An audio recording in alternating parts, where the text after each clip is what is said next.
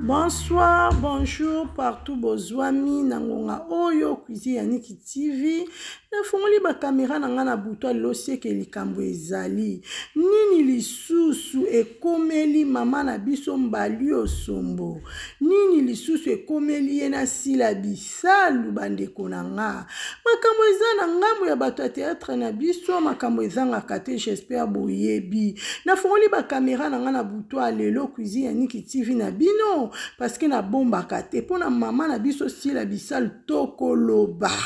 nini mbale osombo linga loba susu na mukolo lelo pona sila bisalu nda sila bisala uta ki poto mutu nyonso sila nebite so sila sala bino nini nebite so ke zalaka nini na yebaka te na ngamu na bino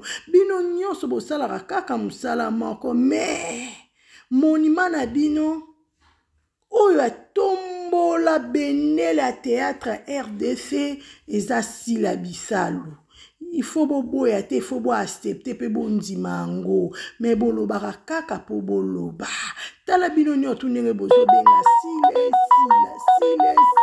ezalaka nini. Bandeko nanga papa mbali osomba lobi ye paza na makambo koloba to yebi talinga tubela nini alinga loba nini to yebi ke papa mbali osomba aza vie asila aza icône na ngambo bato ya théâtre aza vie moko asololaka tellement kitoko na baleki na ye nyonso alingaka ba problème te lelo susu na pokwa na lelo alobi akoyebisa sila makambo ebele te me akoyebisa sila kaka makambo mibale eloko wana sila a retenir ango na vie na ye mobimba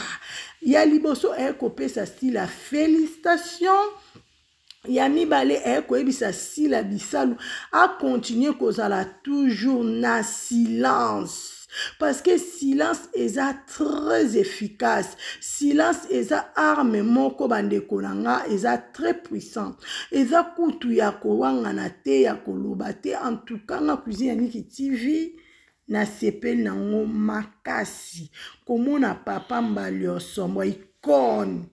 na mboka na biso ayeka koloba deux choses pour na sila bisalu et salinga plaisir ba kuku yango na eko fungola ba caméra na ngana memeli bino na pokwa lelo olinga ka sila bisalu ba kuku to prier toujours pour na sila bisalu tellement sila bisalu aza lumière bango nyonso miso na bango ekomi pa sila bisalu bino moko bozo mona moko ndenge bazwa koloba na sepe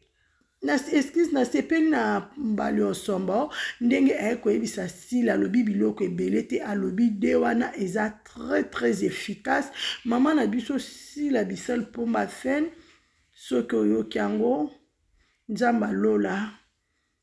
asunga yo o continuer toujours kozala ndenge ozalaka toujours silence toujours na ba prière toujours propre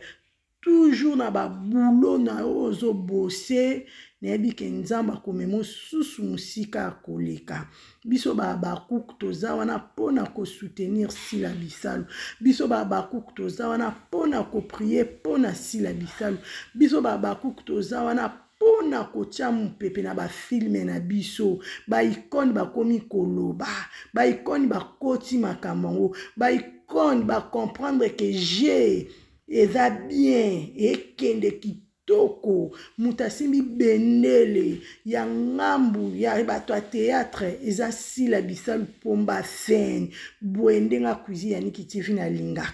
nalingaka boye ba jeune pona sila bisalu ba jeune pona vie mbali osombo